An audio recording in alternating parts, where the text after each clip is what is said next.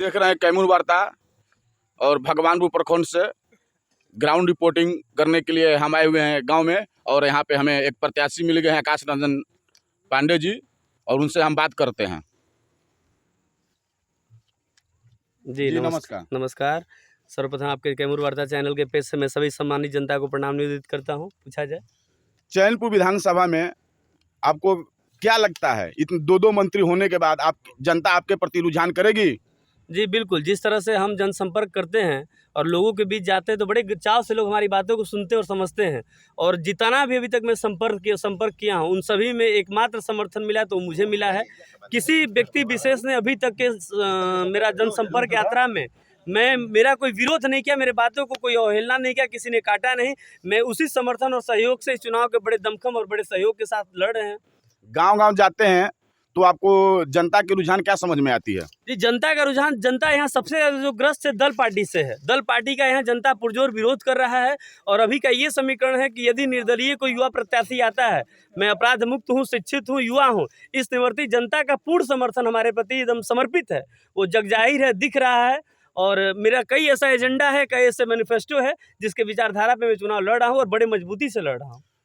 चैनपुर विधानसभा 206 में 17 प्रत्याशी हैं। क्या आपको लगता है कि 17 प्रत्याशियों में आपका अव्वल दर्जा रहेगा? अभी तक देखिए, हमारे कुल सूची में 22 प्रत्याशी हैं, जो कि उन 22 प्रत्याशियों में अभी तक मैं ही एक ऐसा कैंडिडेट हूं जो सबसे बड़ा मेरे पास वो है, सर्टिफिकेट कर सकते हैं, वो अपराध मुक्त है। मेरे ऊपर कोई अभी तक आपराधिक मामला नहीं है।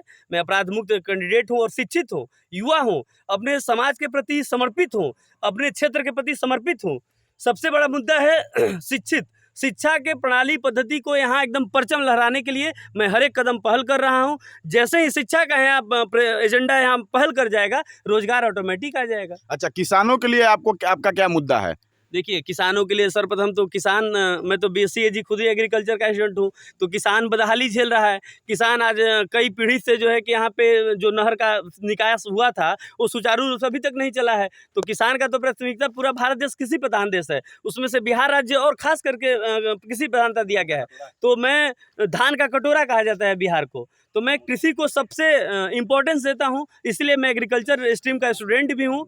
मैं कृषि की सबसे ज़्यादा सम्मानजनक प्रयास करूंगा। किसानों को खाद के लेकर दर-दर ठोकर खाना पड़ता है, इसके लिए आपका क्या विचार है?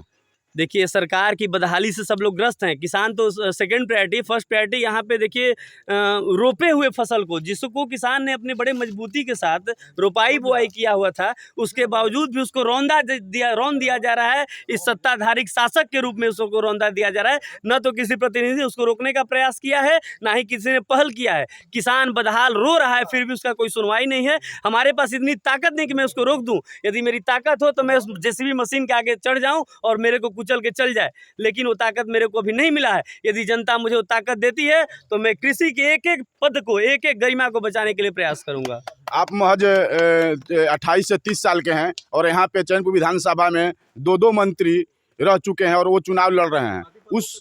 उस सिचुएशन में आप क्या कहना चाहेंगे? देखिए, ये लोकतंत्र है, राजतंत्र बहुत पहले खत्म हो गया। यहाँ सत्ताधारी से लोग परेशान हैं, यहाँ अफसरशाही से लोग ग्रसित हैं, यहाँ लोग अपराध से ग्रसित हैं। तो इन सारे मैनिफेस्टो पे ये दोनों मंत्री को क्या, जितने भी कैंडिडेट लड़ेंगे, हम सबको मात दे करके इस चुनाव को फाइट करें। ये मेरा दावा नहीं, ऐलान है।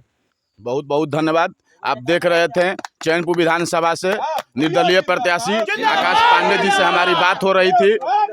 और यहाँ पे कुछ गांव के लोग भी हैं, जिस गांव में ये भ्रमण के लिए आए हैं।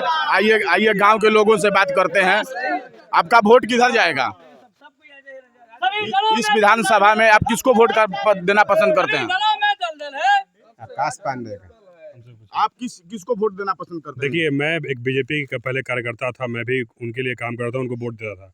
लेकिन आए दिन देख रहे हैं कि पार्टी यहाँ पैसे पे टिकट बांट दे रही है। अब ये बताइए, जो जनता का सेवा करेगा वो पैसा लाएगा और पार्टी को देगा, तो जनता से लूटेगा नहीं जी। हमारा क्वेश्चन पहले ये है जनता से कि आप जो पार्टी आपको पैसे से टिकट दे रही है, आप उनको सीट दे रहे हैं, वोट दे रहे हैं, आप ये बताइए कि वो लूट के दया है, आपको भी लूटेगा, फिर अगला बार क्या कहिएगा? क्या लगता है कि पहले विधानसभा के चुनाव से इस बार जनता बहुत तेज हो गया है? इस बार देखिए, जनता धीरे धीरे जागरूक हो रहा है। पहले लोग कहते थे कि जंगल राज है, जंगल राज है।